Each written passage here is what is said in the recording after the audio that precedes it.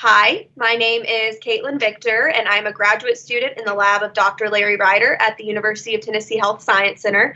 And today I'm going to be talking to you about how we use our dental pulp stem cell derived neuronal cultures to look at the molecular differences between PWS subtypes and in particular the increased autism incidence within the UPD class. So briefly, dental pulp stem cells are neural crest-derived stem cells which reside inside the tooth cavity. And here in this figure, they're represented by these tiny yellow dots inside of the pulp cavity. These are multipotent stem cells, and they've been differentiated into a variety of cell types, including neurons, glial cells, adipocytes. And what's so great about dental pulp stem cells is that they're easy to collect. So children naturally shed their baby teeth, so there's no need for an invasive procedure to obtain any type of stem cells. We're also able to collect samples from relatively long distances using this protocol, which is really important when you are studying rare neurogenetic disorders. So the process that we use for collecting our stem cells, we receive a genetics report from an interested parent. We send a kit out, which includes a tube of media, a consent form, and instructions. Once the tooth is lost, it's sent back to us where we crack open the tooth, mince the pulp, and plate the pulp with growth media. And usually we see the stem cells grow in about 3 to 5 days, but it can take up to a month to start seeing the stem cells. And using this method, we have obtained over 180 different stem cell lines from 14 different neurogenetic disorders, with the largest percentage coming from the PWS community. We use our stem cell lines to create mixed neuronal glial cultures using a 3-step protocol that ends in a neural maturation phase for about a month. As you can see in this picture here, the dental pulp stem cells prior to differentiation display a flat, fibroblast-like morphology.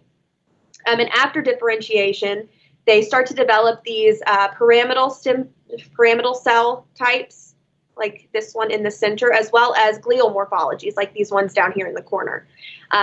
Post-differentiation, they are positive for common neural markers like GABA-A receptors and MAP2, where these are immunonegative in the stem cells. So we're interested in looking at the different genetic subtypes in Prader-Willi syndrome. And in particular, in this study, we are looking at the deletion and the UPD class. So on the 15th chromosome in the critical region, there are genes that are only expressed from the paternal allele. So if you inherit a paternal copy of this allele with that region deleted, you are part of the deletion class. If you inherit 2 copies of the maternal allele, you're again not going to get expression of these genes and you're part of the UPD class. So to look at the molecular differences in these subtypes, we performed RNA-seq using our dental pulp stem cell neuronal cultures across 4 different groups. And our groups here are neurotypical control, Prader-Willi deletion, Prader-Willi UPD plus and minus autism. And I'll talk a little bit more about the autism aspect in a few slides. And this Venn diagram here is significantly different transcripts versus control for all of our groups. And what we're going to focus on right now is these 12 in the center, which are common to all PWS groups regardless of your subtype. And within these 12 transcripts, there were several that you would expect because they're in the PWS critical region, like MAGEL2, SNRPN, and SNRF. And then we also discovered 9 outside of the critical region that have not previously been associated with Prader-Willi. And we followed up on 6 of these as they met our cutoff of 10 RNA-seq counts or higher per cell line. And I'm not going to go over all of these, but just to highlight a few of the really interesting ones, we have PEX10, which is a peroxisome biogenesis factor, and mutations in this gene lead to a syndrome called Zellweger syndrome, where hypotonia and neurodevelopmental delay are common phenotypes. And then similarly, ATP7A is part of the secretory granule pathway, and it's associated with another syndrome called Menkes disease, where primary phenotypes are again hypotonia, failure to thrive, and hypothermia. And then this SNTB2 gene here plays a role in the regulation of secretory granules and also organizes the subcellular localization of membrane proteins. And down here in these graphs, these are the mean RNA-seq counts per group for each of our groups, and the significance depicted is a t-test versus control. And I want to focus right now on this SNTB2 gene. So as you can see from our RNA-seq data, all of the PWS groups had significantly increased expression of this transcript. So to look at the protein level of this, we looked by immunocytochemistry, and up here I have a control neuronal culture, and at the bottom I have a deletion neuronal culture.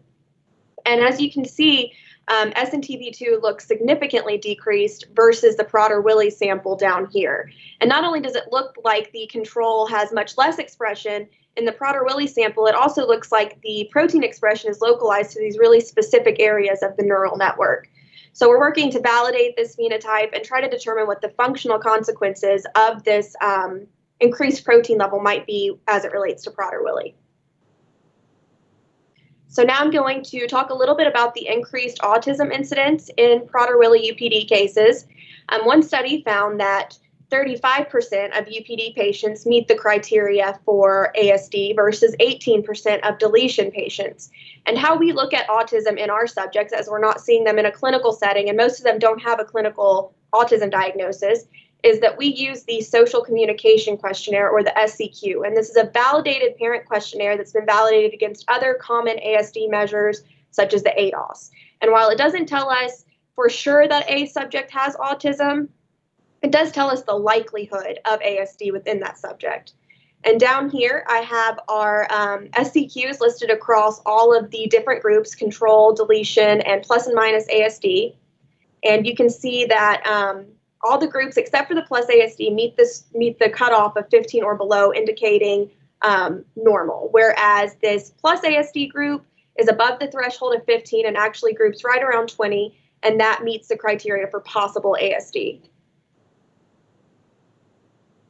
So to look at what the molecular differences might be between the PWUPD plus ASD cases versus the minus ASD cases, we again used our RNA-seq transcript data. And this time this Venn diagram represents each of the significantly different transcripts versus the UPD plus ASD group. And this identified 312 transcripts that were specific to the plus versus the minus ASD group. So next, I performed an enrichment analysis using the DAVID software to identify any kind of gene ontology enriched terms in our data set. And when I performed this analysis, we found that the only enrichments were in mitochondrial function, such as electron transport chain, aerobic respiration, and also in mitochondrial compartments like the inner membrane and the mitochondrion. So from the DAVID analysis, I took the transcripts identified and plotted a heat map across all 4 of our groups. And as you can see, this last group here, the PWUPD plus ASD, almost all of the transcripts were significantly reduced in this group, except for a few down here at the bottom. So this led us to believe maybe something is going on with the mitochondria inside of these UPD plus ASD neurons that is causing this increased ASD incidence. And when you look in the literature, ASD has been previously associated with mitochondrial dysfunction. So across many different studies, they found that there is reduced mitochondrial complex protein expression found in different brain regions of postmortem autism brain. Ooh. Oh. Okay. And then in one review, they found that between 5 and 80% of ASD subjects also present with mitochondrial dysfunction. And while that's a very broad range, at either end of the spectrum, at 5 or 80%, it's still really high when you compare that only 0.01% of the general population presents with mitochondrial dysfunction. And mitochondria play a really important role at the synapse in maintaining ionic gradients and calcium homeostasis. So any kind of dysregulation of neuronal mitochondria could affect this gradient and thus affect neurotransmitter release. So again, to look at a neuronal level analysis of the mitochondria, I did immunocytochemistry on a UPD minus ASD culture versus a plus ASD culture. Up here at the top is the minus ASD neuron and the bottom is the plus. And I use beta tubulin just as a morphology stain, so I'm able to pick out neurons within our culture. And TOM20 stains an outer mitochondrial membrane transport protein, so it stains all the mitochondria within the neuron. And in the minus ASD neuron, The mitochondria is nicely dispersed inside of the cell body and out through the projections, but within the plus ASD neuron, there's a lot of perinuclear clumping as well as clumping out in the projections.